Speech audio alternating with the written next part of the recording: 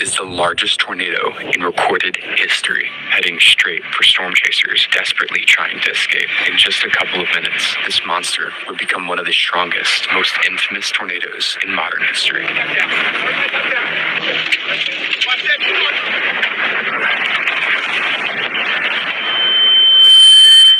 But how did this happen? An EF5 tornado just went through Moore, Oklahoma, leveling multiple neighborhoods. The large Oklahoma City metro is left in shock at the devastation.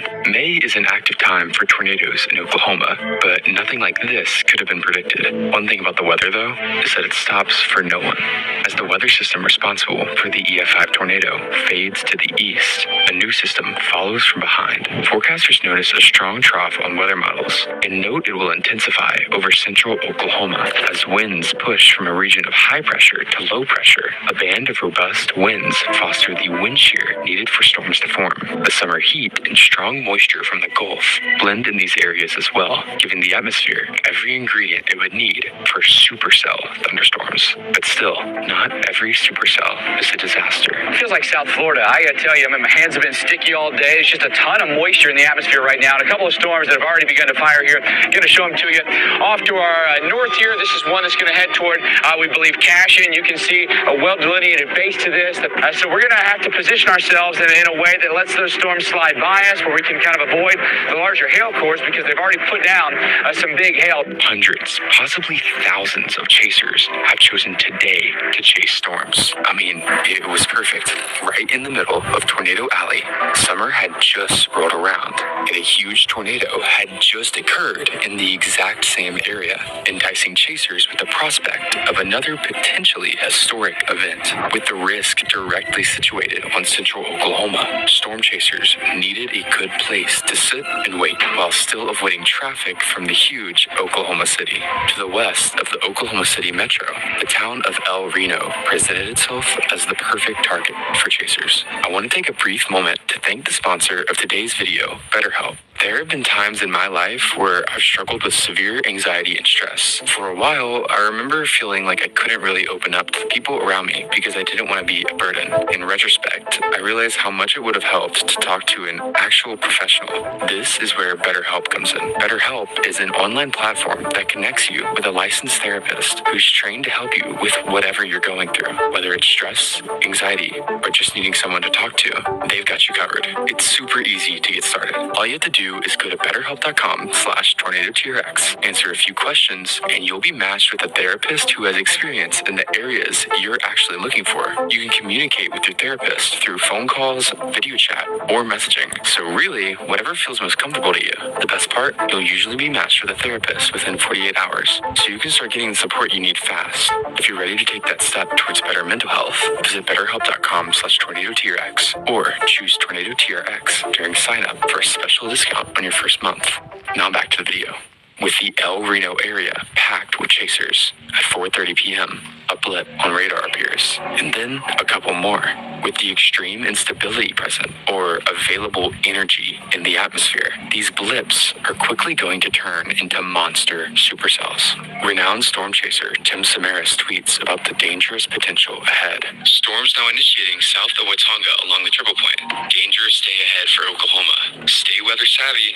Tim is chasing with his group, Twist X. His son, Paul Samaras, and a close colleague of his named Carl Young accompany him as part of the team. Their goal? Get life-saving data of tornadoes using instruments like pressure probes. In fact, back in 2003, Tim had set the world record for the lowest pressure drop ever recorded in a tornado, and he was out there to do it again, risking his life for the safety of those around him.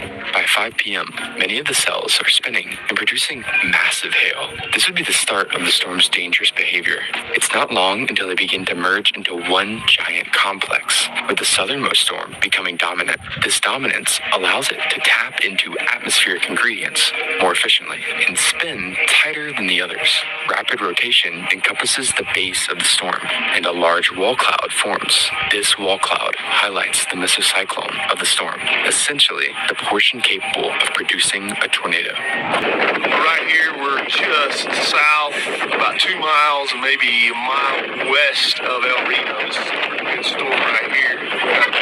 This cloud right here. At 6:01 p.m., the first report of a tornado appears. When exactly this tornado actually touched down, however, is a little murky, as the actual base of the storm is enormous. Instead of a thin funnel emerging from the spinning clouds, dust began to swirl randomly underneath the entire storm. While currently weak, it's obvious that something big is about to happen. It's just a matter of when. At 6:03, a small funnel stretches to the ground before lifting back in the air. Okay, guys, I think that's so close. It's down right behind the trees. On the ground. Another small funnel on the ground. We got multiple vortexes. Multi-vortexes. Away from us, we're good. We are in a perfect. What about lightning? This is our first look at what is called a sub-vortex. You see, tornadoes are not exactly one single spiral into the air, but rather multiple strong vortices of wind spinning around a common center. Typically, these vortices are so close and similar in strength that they appear as one. But in this storm, the area of rotation is so large and has so much energy, these sub-vortices appear erratically and discretely under the base. Multiple smaller circulations converge and morph towards one main tornadic circulation, and the entire beast sways around unpredictably. If this isn't already confusing enough, the situation becomes more erratic as multiple instances of twins to even quadruplet tornadoes occur.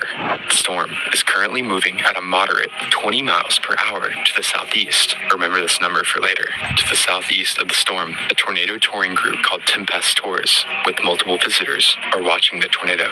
Mesmerized by it, the group's leaders are unaware of how close the actual tornado is, as the small subvortices dance around in random directions. In fact, the edge of the circulation is less than 3 minutes from them.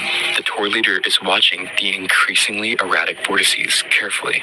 He expects to see the tornado moving from left to right, which would indicate the tornado is moving from west to east, the expected direction of motion.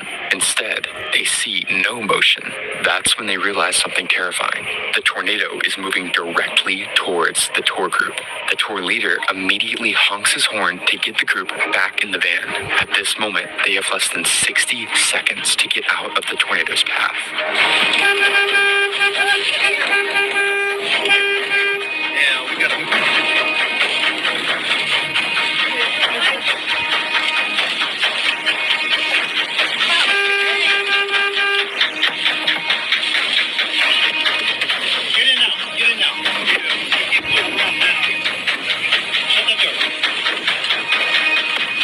Group members jump into the vans, and the convoy bombs southwards to escape the tornado's path.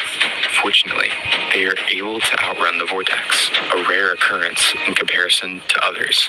The majority of chasers have positioned themselves to the south of the tornado. This is because, again, the tornado should be moving to the northeast, but because of the sudden southeast motion, they find themselves scrambling to get out of the way of the powerful circulation. Due to the hundreds of chasers, mobility is severely hindered as traffic jams begin to form. The hype caused by the active season has caused a backlog of chasers itching to get as close to the tornado as possible. This is a grave mistake, as that decision, combined with the erratic motion and structure of the tornado, is creating one of the most dangerous environments around a tornado possible. Due east of the tornado at 6:09 p.m., storm chasers Brett Wright and Brandon Sullivan are watching the tornado only 3,000 yards away. The chaotic movement of the subvortices make it difficult to determine the movement of the tornado, but they assume the tornado is headed east to northeast, which would be essentially directly for them. Analyzing the situation, they decide the smartest possible thing to do would be to drive south, but this is a freak tornado, and the decision would place them in a deadly situation as winds begin to batter the vehicle. Oh my gosh! Debris! Debris! Coming up! The whole thing's coming up! Oh my god! Oh my god! Keep going, Andrew. Keep going. Keep going. Why is this guy stopping? Watch that. You may be confused as to why they waited until the tornado tornado was so close to them that the same illusion that almost killed the tour group has struck again, making the motion seem much less direct than usual. The wet roads and gusting winds mean their car is limited to max 40 miles per hour, a speed which is not at all fast enough to escape the massive growing wind field. As the strongest inflow winds feeding into the tornado strike them, a nearby farmhouse is torn apart, pelting their car with debris and shattering the windshield. They are just barely able to keep moving though, escaping the tornado by less than 40 seconds. At the same moment, exactly 1 mile north of Wright and Sullivan, the Twistex group is turning east onto Reno Road. Right now, the team is trying to get in the path of the intensifying tornado by paralleling the tornado from the north. Their hope is to outrace it, allowing them to drive south ahead of it. As they follow the tornado, they no longer see a collection of subvortices like earlier, but instead a giant wedge, a tornado that's wider than it is tall. This doesn't mean that there aren't extreme subvortices though. In fact, they are just hidden inside the dust and debris. The only way to see where the subvortices are now would be by actually looking inside the storm, which is precisely what the crew in control of a mobile radar truck are doing. What they observed is very rare. For most normal tornadoes, the rotating core of the storm will exact its power into a single point. But here, the mesocyclone is so powerful, multiple distinct rotations are forming within the circulation. The wind speeds and erratic motion are alarming to the people inside the radar truck. Less than half a mile behind the Twistex crew, Reed Timmer and Team Dominator are also following the tornado. Storm chaser Ray Bohack is filming from within one of the team's 3 storm chasing vehicles. Dominator 1, he captures the monster in front of them.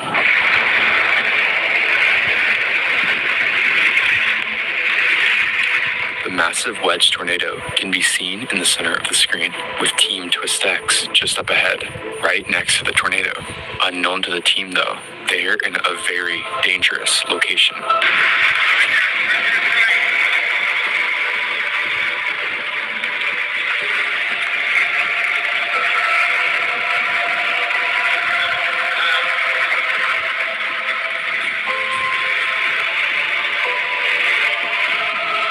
Radar truck records another vortex form over the El Reno airport. This vortex sweeps just behind the team when suddenly another vortex forms further to the southwest side of the wedge. Within the storm, there are now 3 or more visible vortices rotating around each other. The radar truck crew observes how the formation of these new tornadoes causes some crazy, unpredictable behavior. Here, the main wedge is pulled north by the forming vortex, lunging towards Reno Road, towards the Twistex crew.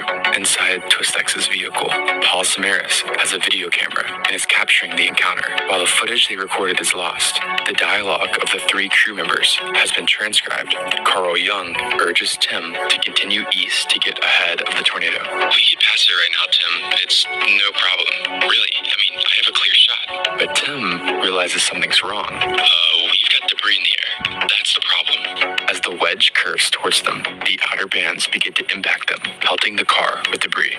We've got to turn to the north. That's good. We're going to follow it around to the north and get out of here. They turn north onto Reformatory Road, battling 70-mile-per-hour winds feeding into the tornado. While this is happening, a civilian named Richard Henderson is also on Reno Road, just ahead of Twistex. He had watched the tornado touch down 10 minutes prior, where he had snapped an image of the forming tornado on his cell phone to send to a friend before he made a phone call. Henderson says, "I'm having fun. I'm riding around chasing storms." Henderson's friend expressed concern. "You better stop doing that." But Henderson kept chasing, continuing east on Reno Road. When the tornado made its lunge north, Henderson kept pushing eastwards. The friend recalls hearing popping noises as debris hit Henderson's car. Soon, the call went dead. If the wedge keeps going north, both Twistex and Henderson won't just be hit by debris, but be directly struck by the violent north, where they can turn west onto 10th Street to make another attempt at safely intercepting the tornado. The dark mass now deviates slightly to the east, And with this change in path, a change in speed. The tornado is no longer moving at the reasonable 20 miles per hour from the beginning of its life.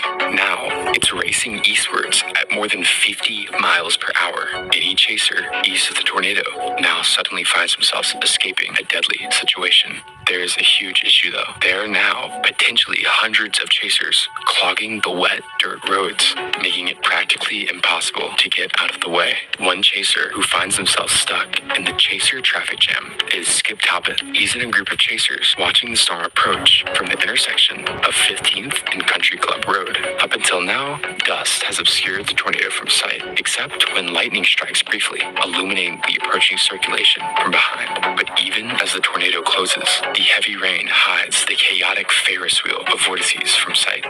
To gain a visual on the tornado. After all, the tornado is still about 2 miles away, but gradually, Talbot notices something unusual. He watches as the rain curtains sweep from left to right at increasingly fast speeds. The rain must be rushing around at more than 100 miles per hour. This triggers a sudden epiphany.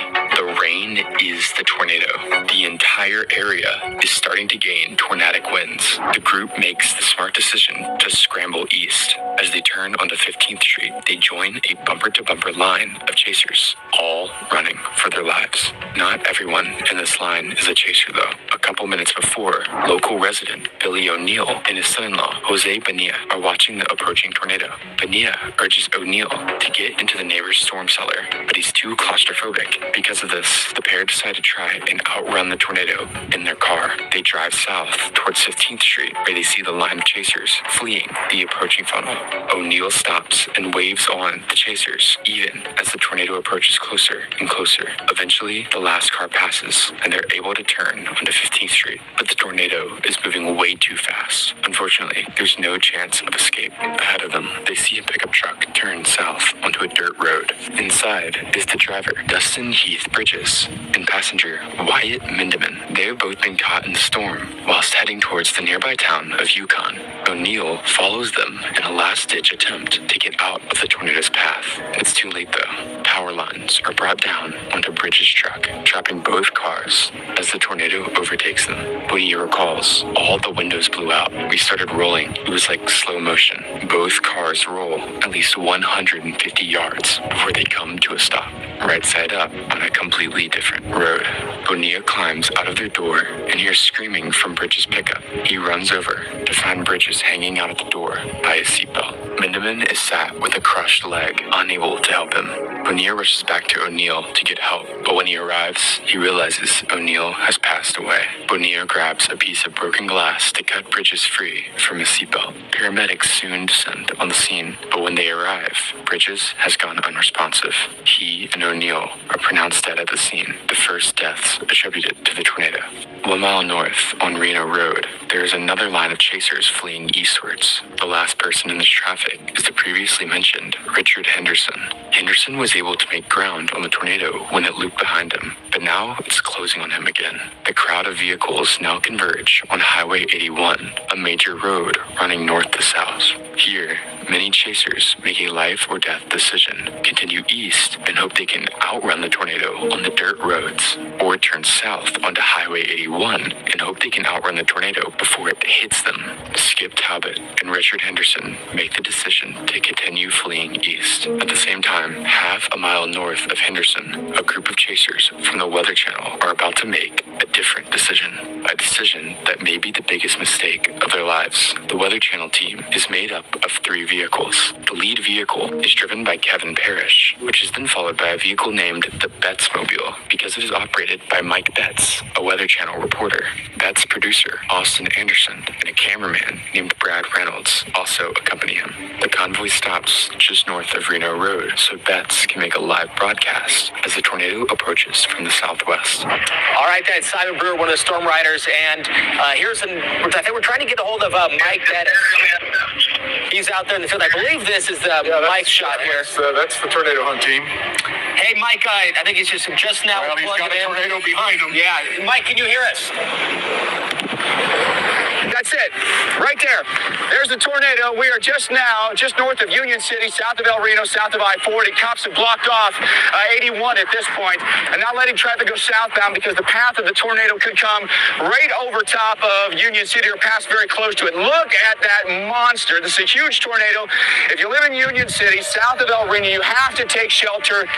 We may actually quickly try to get in our cars and get south of this. That'd be the safest place to do that. I think we have to go now in order to stay ahead of this and not get run over by it. So guys, I think we're gonna get back in our cars. We're gonna try to keep our cameras on top of this and we're gonna roll just to stay safe, okay? We'll be back with you in just a minute, but huge violent tornado right now approaching Union City south of El Reno, Oklahoma. Their decision to drive south seems like a reasonable idea. To their north and west, giant, record-sized hail is falling. Traveling east would keep them in the potential path of the tornado, so booking it south towards clear air is by far the most appealing option.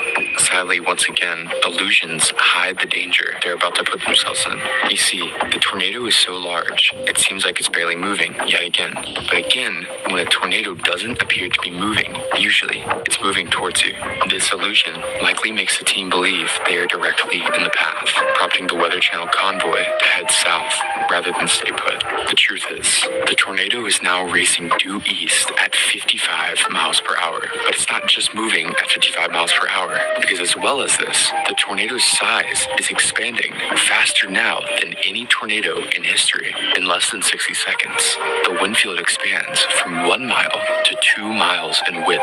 This means the tornado is literally expanding towards Highway 81 at 30 miles per hour. Combining these values, the tornado's forward speed is coming directly at them at over 80 miles per hour.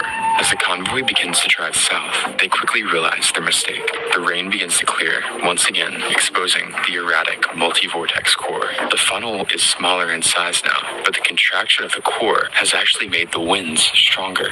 Aerial imagery from after the tornado shows the path of scouring the tornado was creating at this time. But even though the funnel is nearly a mile away, the wind field is beginning to cross the highway ahead of them. They pick up speed, traveling south at over 70 miles per hour, but still, the tornado is outpacing them. Parrish watches as dozens of vortices sweep towards them. It's now less than 300 yards away. Winds into the storm suddenly spike to more than 120 miles per hour, lifting and slamming his car into the central divider before sucking it into the roadside ditch. Behind him, that's filming.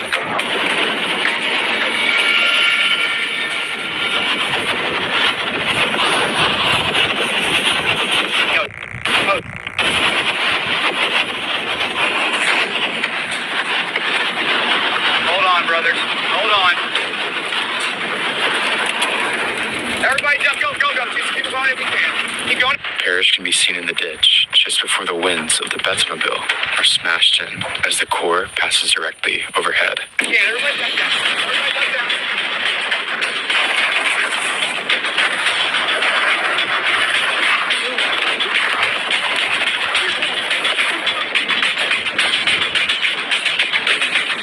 Bet's camera is ejected from a window upon impact, but continues filming. The Betsmobile can be seen rolling away, with the 3 occupants still inside. To the north, a separate tour group operated by Randy Walton is attempting to navigate through the traffic jam of chasers on Reno Road. Their tour group is about 30 seconds ahead of Henderson, but instead of continuing east like Henderson, they turn north. 50 seconds later, they approach the intersection of Highway 81 and a road named Reuter Road. At this exact same time, the TwistX crew is now approaching Highway 81. Neither TwistX nor Henderson are aware of the incredible speeds at which the tornado has expanded eastwards. Tim says, "We're probably going to have to cross 81 if this road is good, and then try and drop down if we got some viable roads." They pull up behind a Toyota Yaris. The driver is storm chaser Dan Robinson. Robinson has a rear dash cam rolling, filming TwistX right behind him. Robinson looks south and also sees the tornado tornado crossing the highway. This convinces him to continue east onto Reuter Road. Twist X decides the same. Randy Walton records Robinson's Yaris crossing 81, followed by the Twist X Cruise, white Yaris crossing 81, followed by the Twist X Cruise, white Chevrolet Cobalt. Walton and his group would have no clue they were recording the last moments of the Twist X crew. Thinking quickly, Walton also decides to turn onto Reuter behind them. Right on 81. Yeah. Copy. Go slow. Copy. I've never had anybody go slow before. Go to the highway back where we came from and go keep going and we're going. Turn around. 10-4, turn around, and then we're going to go back the exact same way we were just going. This decision to turn around, without a doubt, saved their lives. The 10 and Twist X are continuing down Reuter. To the south, Henderson is still stuck behind the line of chasers on Reno Road. After the powerful core strikes the Weather Channel convoy, it begins to do something that no chaser was expecting. It begins to move north. The heavy rain is not only slowing down the line of chasers in front of him, but it's also completely obscuring the tornado that's rapidly approaching him. As far as he's aware, the tornado is still a mile to his south, where he last spotted it. But in an instant, the winds begin to roar and debris begins to pelt his vehicle. There is quite literally no time to react to what's happening, as the tornado roars just behind him, east of the intersection of Alpheldale and Reno Roads. His car disappears into the darkness. Emily Sutton, a chaser just ahead of Robinson, films the core once again revealing itself. The funnel is a stovepipe shape, no more than 250 yards wide at its base, but the wind field is still growing. To the north, Twist X still can't see the tornado. Heavy rain to their south means it's essentially invisible, and determining its motion is impossible. They can only assume it's continuing eastwards. This thing is moving 40 miles an hour, 30 to 40 miles an hour to the east. Tim is likely guessing here, as the tornado is much closer and moving much faster. As the rain begins to clear, it's hard to discern what exactly is to their south. No, I see it. Well, maybe I don't. Tim looks up the road. Dan Robinson's car is just ahead, and rain bands begin to sweep towards the road. He glances back towards the massive rain, where the funnel is beginning to reveal itself. The air around him grows, quote, eerily calm. There's no rain here. Actually, I think we're in a bad spot. These are the last words that we verifiably have of the Twist X crew before the camera recording cuts off. It had used all of its storage, but at this point, the tornado is 90 seconds away. Robinson's rear dash cam continues to capture the white Chevy Cobalt. He also begins to realize what's happening. What is that? What is that? It looks like the tornado. The car won't go. I've got to get out of whatever this is. The car just isn't going. Twist X's Chevy, with less power than Robinson's Toyota, falls behind him. The rear dash cam captures the car disappearing from a pair of headlights to a single speck of light, and soon the tiny speck of light is extinguished. The wall of darkness has consumed the road. Oklahoma Highway Patrol Officer Betsy Randolph is nearby and is listening to her radio when she hears a disturbing shout. We're going to die. We're going to die. The transmission went dead immediately afterwards. It is believed that this transmission was from the Twist X vehicle as the main circulation overtook their car.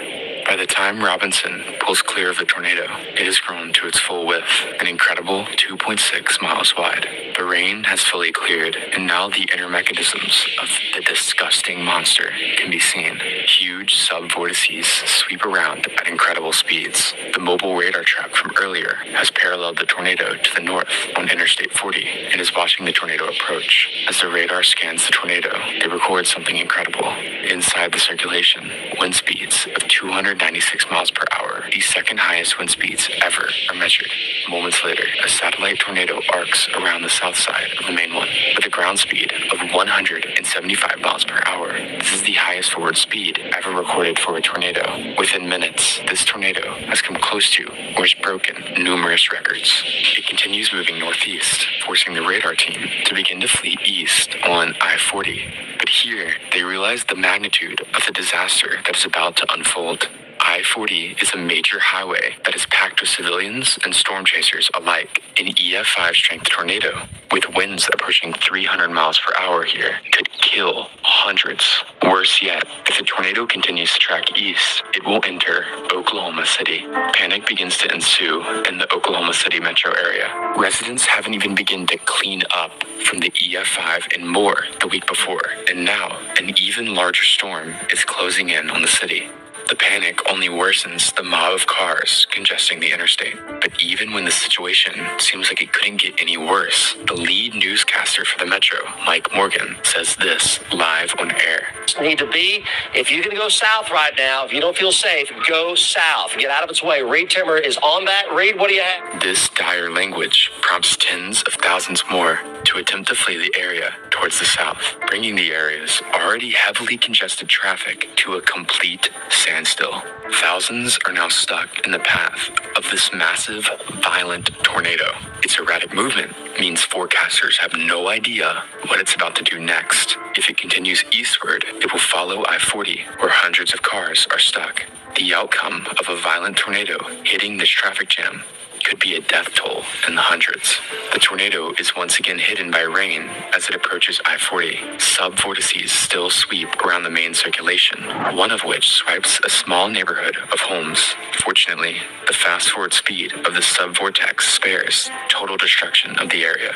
As the tornado crosses I-40, it loops before heading due east. Following the interstate, hundreds of cars and structures are now in the path. And beyond the interstate, the densely populated suburbs of the Oklahoma City metro are now in direct sight. It's not long until chaos begins to ensue on the interstate. Numerous 18-wheeler trucks were toppled. People's cars were picked up and rolled. And while many were able to survive, this luck would not last. Maria Martin, her husband, and their 3 children had pulled over their minivan onto the side of the interstate, hoping the tornado would pass by. Only the husband and 2 of the children were still inside the vehicle, injured but alive. Maria and her 17-day-old baby passed away. Just as the core of the tornado inches near the highway, a miracle seems to occur. Circulation begins to become increasingly messy and is weakening. Within a couple of seconds, the tornado would disappear into nothing. As the storm passes, law enforcement and chasers comb over the damaged path, racing nightfall to try and help